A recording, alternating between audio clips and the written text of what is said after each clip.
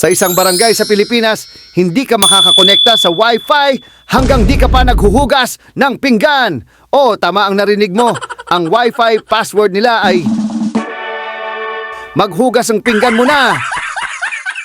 Isang araw may isang nanay na sawang-sawa na raw sa kakapaalala sa anak niyang, "Anak, hugasan mo naman yung pinggan." Pero anong ginagawa ng anak? Laging, "Wait lang po, naglalaro pa ako, wait lang, nakarank game ako. Sandali, may online class pa ako, kuno."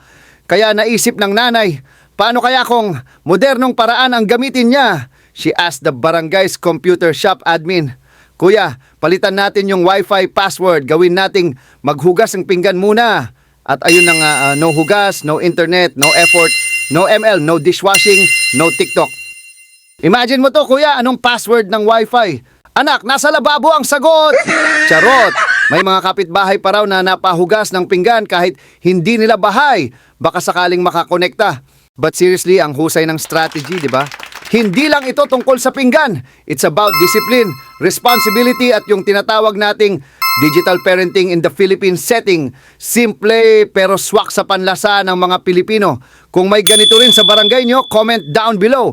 At kung ikaw yung tipo ng anak na kailangan pang i-Wi-Fi block para lang tumulong sa bahay, uy, baka ikaw na yun na. Don't forget to like, subscribe, and hit that bell para sa mga kwentong Pinoy na may halong katatawanan at aral. Ito ang Kwent AI. At tandaan, sa panahon ngayon, minsan ang Wi-Fi password ang tunay na disiplina.